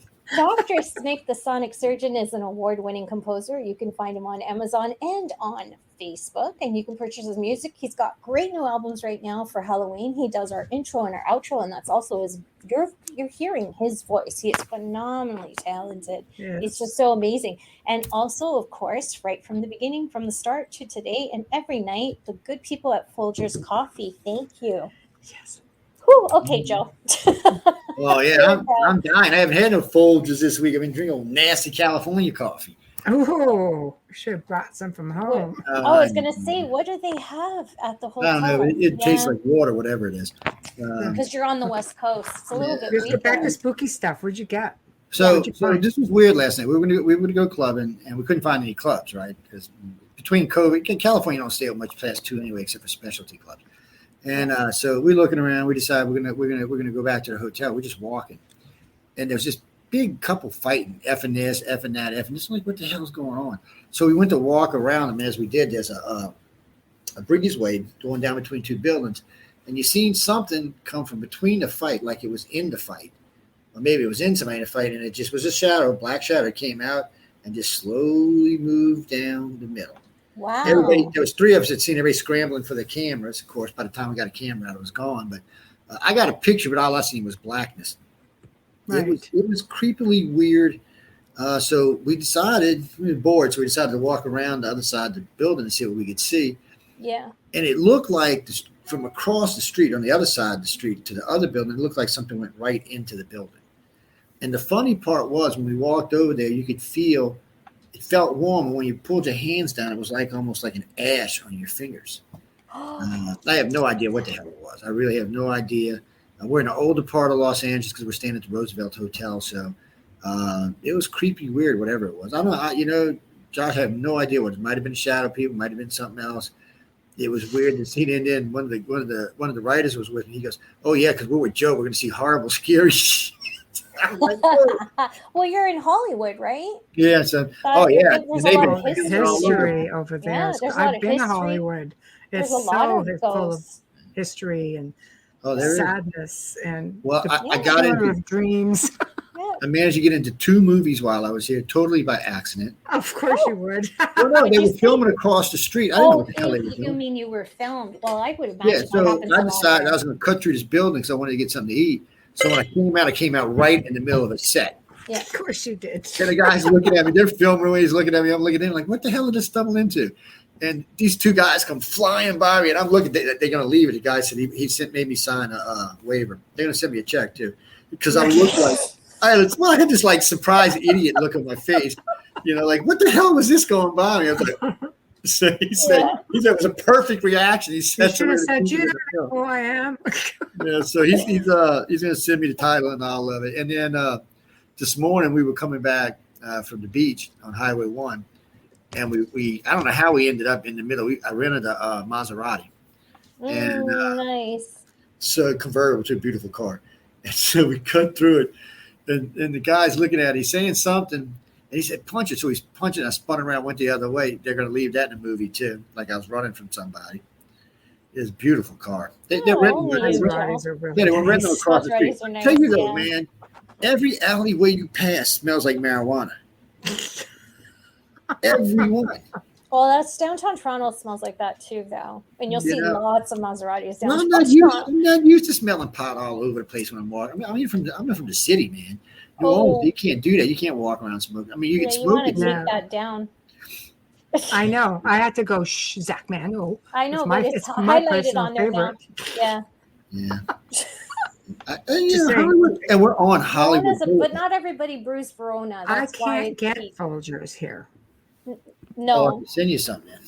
Yeah, Folgers, send me some coffee. I can't get any up here. You know what? They sent me a variety case the other day. It was 12 varieties, I think it was. It's like a Christmas. Feel free to share that, though. No, I might even just send them to you because I'm drinking the black silk right now, so I'm quite happy with that. But we don't get variety like that. It's just their regular. I think we don't have all of that. No, here. I'll be honest. I don't really. Yeah, they only have. I actually bought this for the show, and because I use instant coffee when I bake. I got it on but this is just the regular classic roast. Folgers into some fun stuff. I use this for baking. This is instant and I use it to bake, and I had to get it online at Amazon USA. Okay, so we can't get it in Canada. No. See? No. Well, we had to bake out and then tell them you can get regular, but you can't get like the black silks unless we. That might be why they decided to sponsor you, so they could put some in Canada. That would be awesome. I've never seen it in the grocery store where I shop, but it could just be the chain store where I shop doesn't carry it. I don't know. I know that when my cousin came up from New Jersey, that's all she wanted to drink because I called her. She's an elderly lady, and I called her and I said, "Marion, what would you like? Like, what do you like? What can I get for you?" And she's like, "I need Folgers coffee. I won't be able to survive." Well, then you need to bring it with you because we don't have it here. So she brought a little bit for herself. Plus, I drink espresso mostly, so I would love the black silk. I would love the black silk. You know something else that was weird? I've been doing interviews in this. It's a nice suite they got me in. It's funny too when the winners come in, they're like, "Man, you got a nice room." I was like, then you can only see part of it because there's a whole other section off to the side. And he's like, they're like, "Man, you got a nice room." I said, they got to take care of me. I said, they don't really have a choice. It's nice to be in a suite when you're away. It is. It's nice. It really is nice. I needed the space because, like a little while ago, there was 10 people here besides me. So I told everybody, whatever you're comfortable with, mask, no mask, but it's a great group of people. So we're going to be doing a lot of stuff over the next 3 months. All the artists we're bringing on, and we're going to display their artwork, their portfolios on the network, on the shows. So when I get back in New Orleans, I'm creating a whole new page. I have got 2,600 pictures. Wow. I've got 20 interviews already in the pocket. I'm planning on doing another 20. Who's going to load all those pictures for you? Because you don't even have time to go pee. Like, seriously. Well, what I'm doing is I'm going to upload them to a thumb drive, and then I'm going to upload them to the website. And then I'm sending the code to John. I'm going to lock it. And then they can go through and pick what they want to keep and what they don't. And then I'll go through and delete because, some of them are good shots. But like one of the ladies that works for Galaxy Press, I got a shot of her with her mask on. She looks like, she's like, "Joe, you got to get that picture over there." I understand that. I understand that. I want the artists and the writers to feel comfortable. I really want them to say, "Hey, this is the way it is. Be comfortable." They just texted me a minute ago, "Joe, let them loose. We got to leave at 7:30." Oh wow! Yeah, 10 minutes late. Well, they're doing their rehearsals tonight. I don't have to be there because I'm not. You should just tell them that you're on there with your favorite redheads. and to leave you alone. Well, I will when I go. Well, I'm gonna see John in a little while. He'll know exactly what I'm talking about. Tell John and Emily we said hello. I gave up an expensive steak dinner to do these interviews. That they were laughing. They said, "What is John?" When I said, "Oh, he's down at that really high dollar restaurant down there where it comes $100 a steak." I said, "I'm supposed to be eating right now." Wow. You're making me hungry, Joe. Yeah. Oh, no, I had steak and eggs for breakfast, and it's funny. The first day here, I didn't eat anything. I just forgot to eat.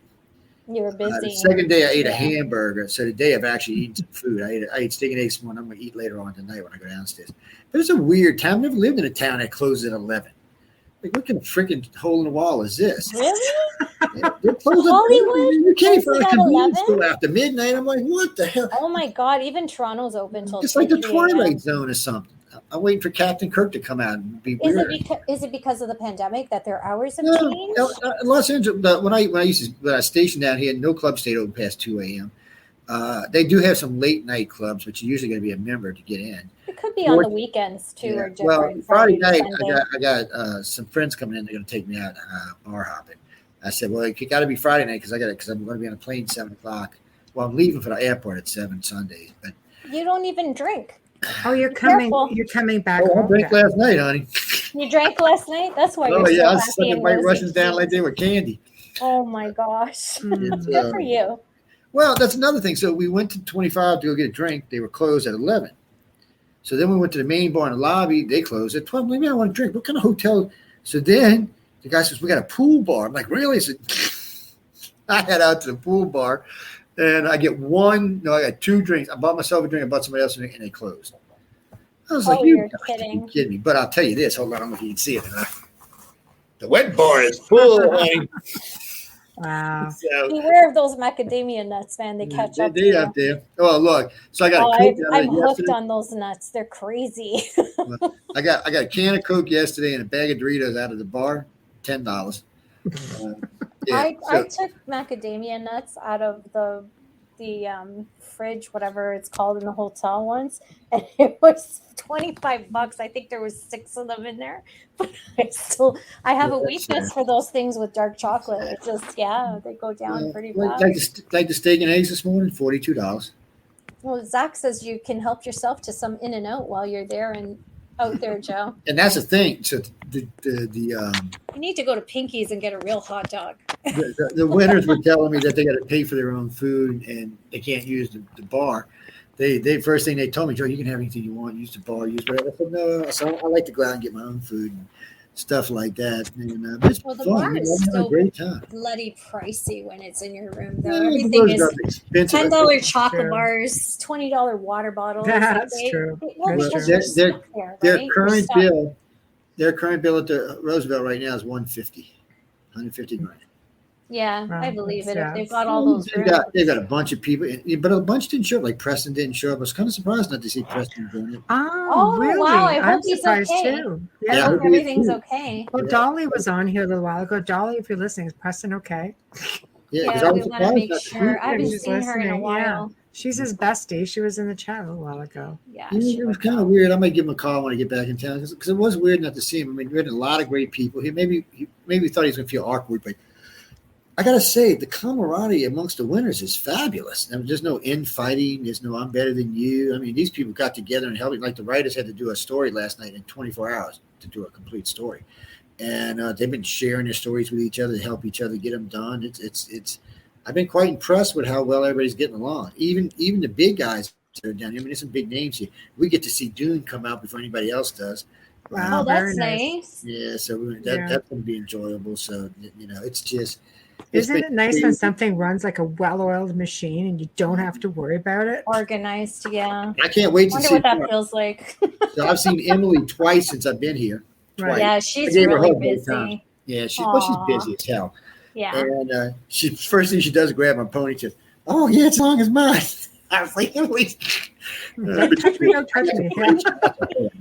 I got some off-guard shots of her, so I'm going to have to show them to her first, but she was really relaxed. She had a bunch of guys around her talking to her. That's why she was relaxed. Oh, Sorry, John. Well, John and I were sitting about 10 feet away, but I don't even know if them two are seeing each other right now. I mean, they're so busy. John's working over here. She's working over there. Oh, but they've been great. Everybody has been fabulous, man. There's a lot of good stuff. Well, now that you said that, when we go out tomorrow night, he wants to take me to this Kingfisher place. He said there's haunted beyond belief. Something they want to get on the show, on one of the shows anyway. So I said, well, come on. But there's a lot of good authors down here for future stories, for future guests. But I'm going to bring them all on, all 48 illustrators and writers. Wow. All on. I'm also going to bring on about 20 of the judges. That's a full year. It's well, I do 4 shows a week, so I might kick y'all off the panel. Excuse me. Well, believe me, I'm good. Well, I might not kick y'all off. I might make you come with me to talk to them. Oh, okay. And because I said something about that earlier. I was talking to these 2 ladies, and she said something to me. And she said, "Well, we might make good hosts." I said, "Oh, you got to be redheaded to be on a network." I'm Canadian right now. She said, "I know you got other females on it and not Canadian." I said, "Yeah, but they tell me they're Canadian so they can stay on the network." She said, "Wow." They started laughing, but I've had some pretty big names ask for shows on the network. 2 of them, like Dave. I mean, this guy's he's got 240 books. He's probably Who's got that kind of time? Who's got 240 books? How many he's like Nick Redfern that makes money. Of course. Yes. Well, yeah, Nick, but even Nick doesn't have 240. Yeah, but Nick writes a lot. He's a pretty prolific writer. But he's constantly writing. Yeah. One of the Star Wars writers, one of the Star Trek writers are here. He writes the art. Very cool. Exciting. He's actually the guy responsible for the Star Trek Belches. The reason, not Belches, opera, the Klingon opera. He's actually responsible for that. Wow, I've never seen an episode of Star Trek. Everybody's going to send me help. I have. He can crack our show. Yeah, I've never seen. I have to watch it because I keep hearing about it, but it wasn't something that I watched as a kid. But it looks good, and I love William Shatner. So, of course, he's Canadian. No, that's not why. Actually, when I liked him, he was T.J. Hooker. He wasn't Captain Kirk when I was watching him. So I loved him, right? He was a cop. That was my thing. But yeah. I'm glad you're having fun. How's Linda doing? She enjoying her time without you? Yeah, she's having fun. The dogs ain't liking it, but she said the first night baby dog wouldn't go to sleep. She said she just paced the house all night long, ran up and down the bed, because I just got a new set of stairs before I left. And the little, until last night I called kind of late. They heard my voice while they were sleeping. Oh, they were all over the place after that. And the new one's gotten used to sleeping underneath me now, so she's trying to find a place to sleep. She's like, "What the hell? There's nothing warm in the bed right now." Ask Michelle her news, Joe. What news you got? We got a new little puppy too. I'll have to send you a picture. You got a new puppy? Nadja. What's the name? Crazy Nadja. Nadia, like Nadia, but Nadja. Not nudge it. I knew she's going to have to get the new one soon. Okay, I'm sending you pictures right now. I'm being a proud mom. Just today. So it's very exciting and fresh. Yeah, I just did it today. Okay. I flew with a Chihuahua coming up here. Some lady was at the airport with her little Chihuahua prancing around the airport, which made the guard dog go crazy. And then I seen her when I got off the airplane. She was walking around with her Chihuahua. I was like, well, look at this. It was a good flight. It was only 3 hours. See, in Canada, you're at an airport with a dog. Your dog has to be in a carrier. You can't be in a public situation. Right? She's a sweetie pie, man. Look at the baby. She got baby girl's face. Yeah, she's about 3 pounds. I am laughing my head off right now. Everybody's like, what happened to the paranormal talk? We're talking dogs right now. Well, hey, paranormal people. Hey, we're talking dogs. We're heading towards the end, and it's so I saw you pop up, and I'm like, sometime this weekend, probably Sunday or Monday, I'll start getting posted back up. A couple of hosts already written to me.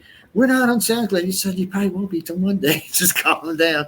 Yeah, so you don't have the time right now. That's okay. Yeah, that's fine. Which of course, I download our own episodes to make sure there's no glitches. Yeah, well, just keep them. They stay on here for 15. Actually, stay on here permanently now. So right, just to be sure. But it's been hectic up here. I've been running. First day, I got in, took it easy. Yesterday, I kind of got around talking to everybody just to meet some people and see who's going on. John couldn't believe I was giving up a steak dinner to do interviews, and I still got to get with him. We're going to do a live broadcast from here sometime in the next couple of days. So tomorrow night I'm gonna work press for a little while, and then at the red carpet I'll be pressing the red carpet with all the other big dogs, and then after that I'll be attending. I'll be just a guest, VIP hanging out there. They tried to get me to lecture twice. I said no. Why? Well, I told John and them it's easier for me because the things that I was going to talk about, I can talk about when I'm doing these short interviews. I can talk about them with that then. Just common sense things. Don't use your real signature. Use it.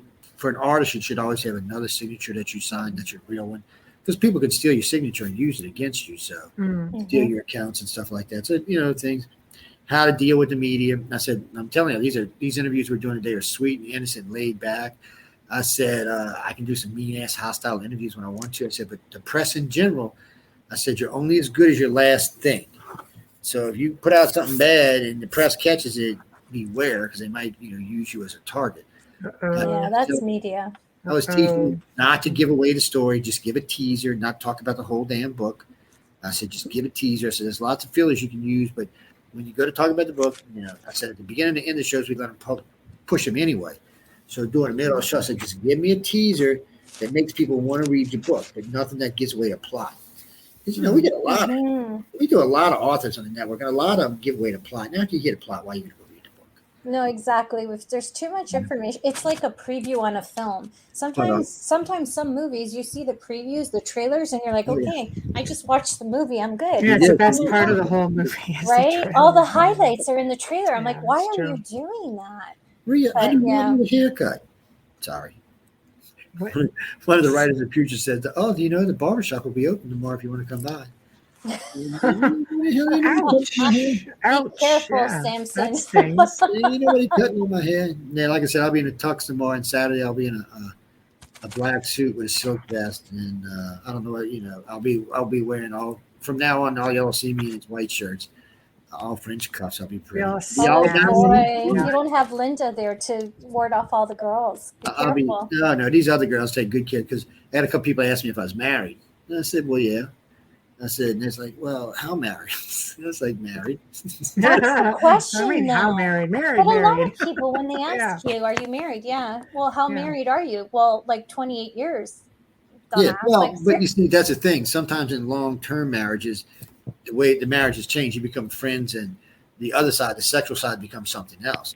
So, sometimes people, where are we going? How we go around and have fun. I was like, nobody told me that. So I just tell them my wife will just shoot you and be done with it. So don't worry about it. And, stuff like that. But no, everybody's been really polite. It was funny though.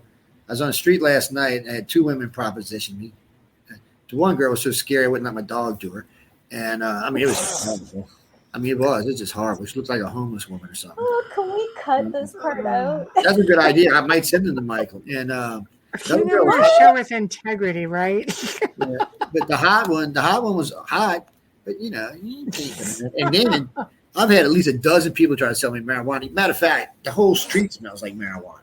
Yeah, but that's a city, Like I said, Toronto's like that. You walk into the Blue Jays game, or you going to the Leafs to watch the Leafs or the Raptors, and it's in your face as you're walking. Like, it's just because you have to park a good distance away from the arena, because everything's condos now. There's no more parking lots down in the city. But it's just tons. Ever since Trudeau came on and he put that out there, I'm like, oh my God, I can't breathe. I want to park and then take a taxi or an Uber to the arena, so I don't have to take that all in, because I personally don't like it. So, Zach, I am going to try an In-N-Out burger because everybody tells me how good they are.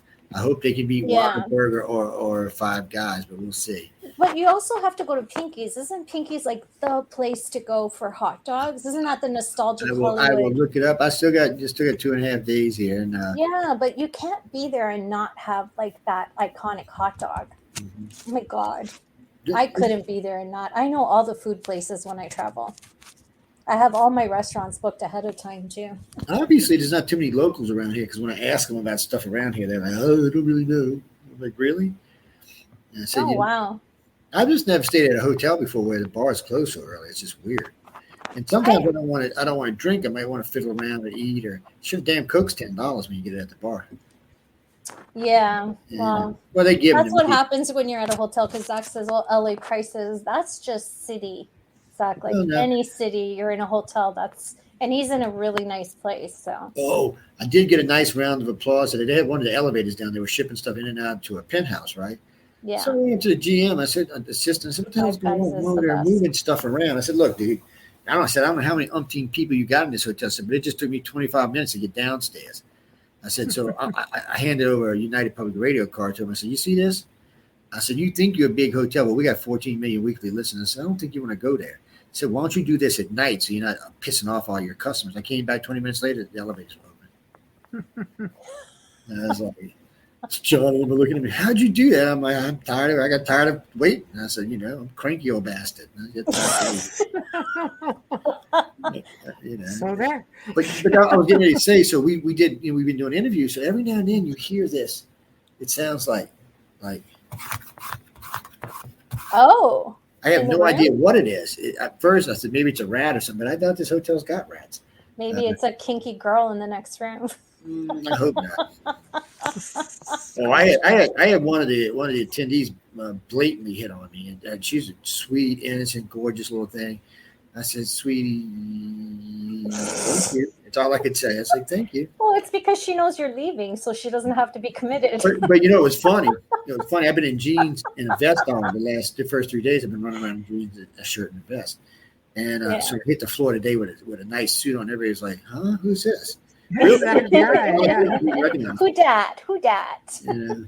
And then we're sitting at the bar inside the lobby, and three of them are telling me, "I've never. Boy, you look really good in a suit." She said, "Men should always wear suits." And I was like, "Yeah, well, unfortunately, they're expensive. They're easy to get. But tonight we purple, man. We purple. It's beautiful. I love it. So I've been blue, green, and purple. Yeah, it's a gorgeous shirt. These are beautiful shirts, and they fit really well and really nice. Do they sponsor us? I'm just wondering. Yeah, right. We're just flipping names off like crazy. Right as the future sponsors us, so we got to talk about them. Yes. You're listed at the bottom. Yes, I understand. Somebody I'm talking about your shirt. The shirt company doesn't sponsor us. I might call them and say, "Hey, look, you see me, man? Why don't you sponsor these shirts?" Yeah, right. But y'all gonna love it because there's a lot of young artists here. They're really nice people. They had some great artwork. I mean, some really great artwork. I got nice. Sounds exciting. Yeah, I got one or two of them might do some stuff for us. And we went over finance. We've done a lot of financing talk for the writers and illustrators today. And also showing them other options to get into, like, working for corporate companies, doing, artwork for football teams or basketball or, any company that does illustrations, or any publishing company. But there's a lot of other venues you can get into doing this stuff. I mean, there's all kinds of stuff you can get. I was telling one of them, I got a friend of mine that does murals and in-home murals. The cheapest one she does is $5,000. Most of them are $25,000. I have a lot of respect for people who do murals in homes because that's something I've wanted. Because Michelle, how you come into my house and it's open all the way to the top. Yeah. I've always wanted something on either side, but something unique, and it's hard to find someone who does that. Yeah, it is, and they make good money. Yeah. They want to be paid for it. Yes. And, so I said, there's that kind of stuff. I said, remember, make your artwork. I said, don't forget about gallerias. I said, you can always rent space at gallerias. I said, because most of them told me they want to be freelance, which I can understand. So one of them asked me about business, and I said, well, when I was young, it sucked. I starved like everybody else did. I said, and that's what determined why. I said, and then I went to work for somebody, and I was working 50, 60 hours a week, and they were making shitload of money, and I wasn't. So I said, that's when I decided to go into business for myself. And I said, the next 5 years were hard. And I said, since then, they've been pretty good. I said, every now and then we get a bad one, like the first COVID year. But I said, for the most part, I said, you see where I'm at this week? My partner's running my business while I'm gone. I said, I'm up here having a lot of fun on somebody else's ticket. I said, that's the game. I said, once you reach that point, you got it made. And that just encouraged all of them. They said, Josh, that's a good question. Oh, I didn't even have to highlight it. Joe caught it. I have to say, how can I say this? 2 or 3 of the writers and 2 or 3 of the artists make me, I got that feeling that that's what they are. So a lot of times when I meet an abductee, I get this really, it's like a vibration. I feel, I don't know how to explain it. And I felt it like 6 times here now out of the 50 people that are here. And then one last night was asking me questions. She goes, I heard you do alien abduction research. I said, yes, that's what I do. I said, I do that with everything else I do. And she said, how do you know if you're an abductee? I said, well, most don't ever know they are. I said, what kind of dreams do you have? She said, well, I turn them into art. And she showed me the art. Of course, there's a lot of aliens in her artwork. Ah. So she said, when I get up in the morning, I just sketch it out and then I go draw it and paint it and do the whole night. Wow. So Very I said, cool. well, I said, it's where it starts in your dreams. I said, it starts to manifest in your dreams and it moves on. So I gave her one of the pieces of work I've done about one of the research ones for the station. So I didn't see her. And then when we were doing this later on, we started this round of interviews. And she came up and she said, I need to talk to you in private. She said, I was listening to that interview you sent me on. She said, I fit into a lot of that. I said, well, look, I said, if we can't connect while we're here, there's a lot of stuff going on. I said, you got my personal phone number now. I said, just holler when I get back in the city. We can talk. And I said, you can always come to the show. We can talk about it too. And I said, you just don't use your real name. And some of them got cool names like Wolf Moon and Storm and stuff like that. You know, it's just somebody got some great names. Very flower child. Well, it's like Isabella and Barbara. I haven't heard those names since I was a kid. There's a lot of Isabellas. So it's a strange thing, but nice. Real nice people. Everybody's well behaved, well mannered. Good, professional. We had someone in the chat room yesterday that Michelle's going to hook you up with. Yeah, generational. I've got two people actually, and they emailed me today, and I'm just going to. One was like a full story, so I will see what they've got and see if they want to go even further. What are y'all dressing up for Halloween? Now she was talking about her grandmother being abducted, her grandchildren, her great grandchildren, experiencers. Well, yeah, well, definitely set me up when someone to talk to.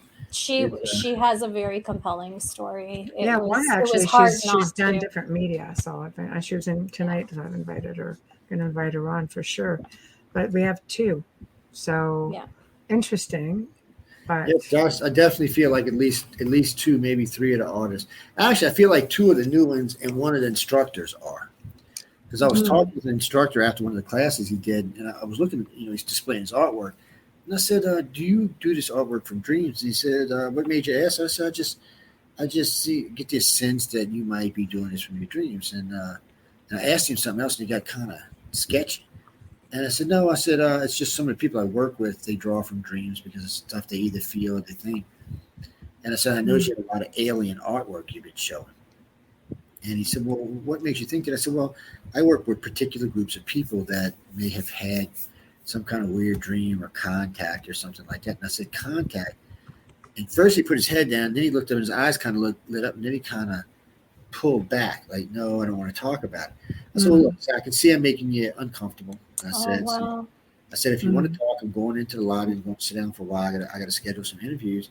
And about 30 minutes passed, and he came and sat down right next to me and started talking to me. He said, is this in confidence? It's always in confidence. I said, this isn't a radio show. This is pure confidence. And he started telling me about events in his life. I said, oh, man, look, we got to seriously talk. I said, you're probably an abductee. I said, I'm not 100%. I said, then I started asking him stuff about his family and his mom, his dad. He really freaked out after that. He just kind of just flipped it. He said, I've never had anyone who even knew anything about this. He said, you're talking to me. What you're saying is almost everything that's happening to me. He said, there's no way you can know that. I said, oh, there's definitely a way I can know that. I said, because you're not the only person that's happening to. So now he wants to talk about it. And I said, well, don't quit painting and drawing because you're finding out what it is. Keep plugging away, man. Right. That's good that you could help him. He couldn't have found a better person to come into contact with. I'm sure that was a divine path as well. It's always been the same thing for me. Contactees and abductees come to me. Mm-hmm. I tell anybody who finds me, you were meant to find me. Because either they're brought to me by somebody I know, or they're put in a position where it comes up, like with this particular case. Mm-hmm. It just shot up that way. I was like, whoa. Yes, people, I'm coming downstairs in a minute. Yeah, well, we'll be signing off also. Yeah, right now. What y'all did? Beat your guest up or something? Yeah, he had an incident. Oh, wow. Right at 9 o'clock. Stuff happens. Yeah. Stuff happens. Anyway, what are y'all dressing up for Halloween? Just see this. I'm dressing up for Halloween. Mr. Snazzy Man? What is that? So I'm dressing up like this with some vampire teeth. Mr. Big? Hair down, some white paint on. Yeah. I'll wear my tiara for you if you like. Hey, we'll figure something out. Well, I see if that's a thing. A good friend of mine converted herself into Morticia, and it looks just like the actress. Nice. And then somebody told me Khloe Kardashian's doing it. I could see her doing it very well because she has that, that hourglass and the longer face. So obviously, this is going to be especially popular. She's also got the money for great makeup artists. Just Yeah, saying, Khloe. Yeah. Well, they were showing her getting ready, but they never would say what it actually was.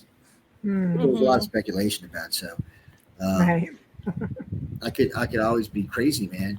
Oh yeah, they arrested somebody streaking yesterday. I didn't see him, by the way. Oh my gosh, that happens in Vegas every day. I was thinking, boogie there, here comes the streak. Yeah, Vegas and Times Square, New York. You'll see that. Well, constantly. two of the famous authors and one of the winners are from Vegas. Mm-hmm.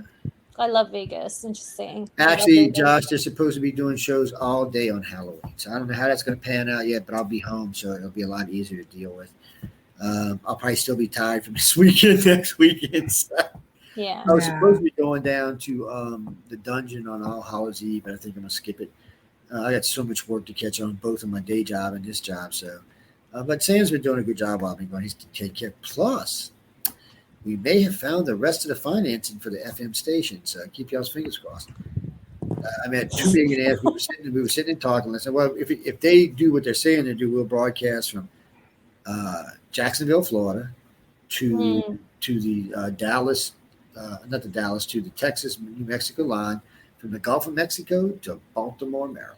Wow. That's impressive. That How gives many millions are you looking at? 28 to 32 million people in there. Wow. You've got Atlanta, you've got New Orleans, you've got Baltimore, you got DC. Y'all listening, people? Y'all listening? There we go. So that helps us on advertisers. It also, like I was telling all these new artists and stuff, that'll help y'all out as well because it puts you in different markets. And once that's settled, after about a year, if that's settled, we'll probably go ahead and get it. Because once the tower's up, we can always upgrade the transmitters. Or we can put in what they call FM boosters. So either way, it'll be nice. I'm looking forward to it. I'm missing my FM, And the guy yesterday called me back and asked me if I wanted to buy 107.7 back. Oh, really? He's they're having a problem getting financing for their network. Yeah. And I said, well, if it crashes, I said, I'll give you half of what you gave me for it. He was like, what? That's like, I said, it's not worth as much if it's crashed, dude. What can I tell you? We'll see what happens with that. And as to Joshua, any special on Halloween? Yeah, that's what I was talking about. I know quite a few of the hosts want to get together and do something on Halloween. Actually, they want to do an all-day thing and most of the night. So we'll see how that goes. I think I'm gonna buy a gallon of White Russians for that night. And oh my gosh, all day and all night. Well, no, it's a holiday in my house. Halloween's a holiday. It is a holiday. It's a fun holiday to be on air too. Okay, Joe's gonna just beat me right now. Because all the rules go away on Halloween, so we don't have any really harsh rules on Halloween. Let's put it that way. Oh, so I can have wine? Yes. Then I might just be here. But let me tell you something. You think I don't have a filter now? You should see me with a couple of glasses of Pinot Grigio. But when we start those kind of shows, I actually put a warning at the beginning of the shows. Language might not be suitable for children because we usually get in. I mean, the New Year's one went off pretty good, and we discussed a lot of topics that night as well. Plus, we had a lot of fun in between. And so I said, I've already had like 6 hosts ask me if we're going to do it. And I said, why not? I mean, we might as well. And I appreciate y'all's help with Uncle Michael. Oh, no problem at all. And I'm really, I got to say, the next meeting, I'm going to be very happy because all the hosts have been pulling off their shows without too much problem. They all sound good and look pretty good. Made me really, really happy. John was like, dang, they're doing good. I said, yeah. I said, I was hoping they were, so I didn't have to bitch when I got home. He's like, oh, I said, except for you, John, I ain't got no show from you this week. I was teasing. He shows up. I told Michelle not to do too well because we want to keep you. No. I'll be back to regular producing because I like being involved and knowing what's going on. And some of the other shows need a little. Let me how can I say this? We should. Yeah, we're live. Yeah. So when I'm there, have to be we're live. Just so you know. I know. I think Jay's got a couple White Russians in him now. Not yet, but I will in a few minutes. I'm headed downstairs in a few minutes. And his network. It was funny. We were. This was hilarious. So I was across the street at the this big department store they got, and Saturday Night Fever was on. So 3 of us started dancing, and we just having fun dancing. Next thing I knew, there was like 25 people line dancing with us. It was crazy. The guy asked us all to leave. Wow. I don't know what happened. I was just walking along and started. I was getting into it, and then 2 people with me. So we started stepping. We were all in boots, so we started stepping, and we were doing the Travolta dance. And next thing I knew, Saturday Night Fever. Yeah, it was really I could see you doing that too.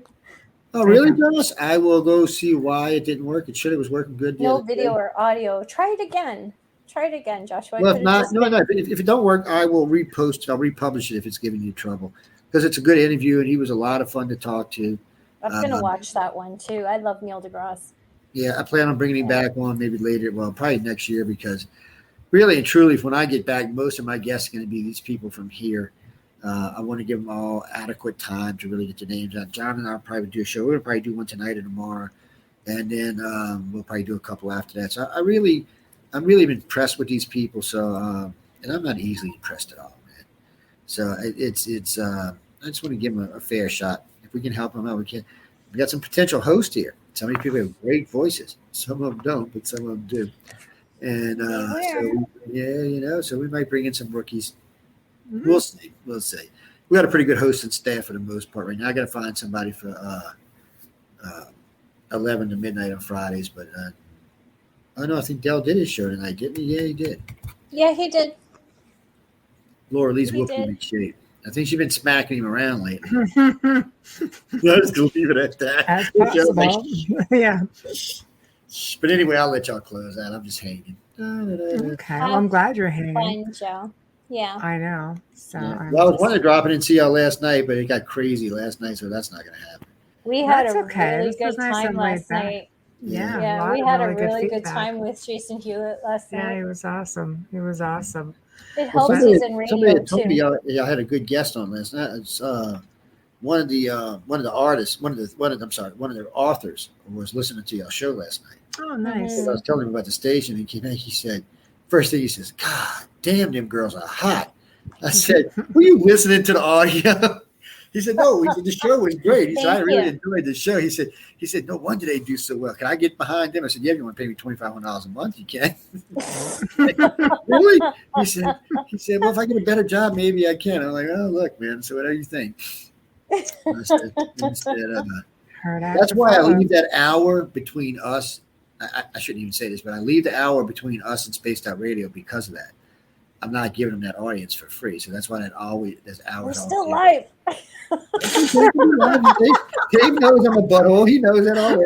Good night. Okay, I am gonna sign off, and then we can come back on. We can come back on after we log off. Well, I couldn't do it that way. All right, I'm going to do it. So really unexpected Q&A. It was a whole lot of fun. Of course, we have come to the end of the segment with a big surprise visit by our good friend and producer, Joe Montaldo, who is out in LA at the Writers of the Future. And he's just corralling everybody and getting their story, and lots more to come with respect to that on the network upon his return. So huge thank you to him for stopping by. Bigger thank you to Folgers Coffee, who we love a whole lot. Big thank you to Dr. Snick, aka Justin Snicker, for providing us with your music and your voice for our new intro and outro. Remember to stop by UFO Paranormal Radio, International Public Radio. Subscribe. Yes, head on over to Facebook on the Outer Realm. Show us some love. Like us up. Don't forget, you can communicate with us with anything you want to talk about at the Outer Realm Contact at gmail.com. The Outer Realm Contact at gmail.com. So next week, Wednesday's still up in the air. We have a whole list of people to go through. We haven't decided who was sliding in there. Thursday night, of course, we've got Dr. Rita Wilson back for round 3 with us here on the Outer Realm. We're going to talk about the paranormal and all things spooky. But until then, Amelia and I thank you and have a fantastic weekend. Good night.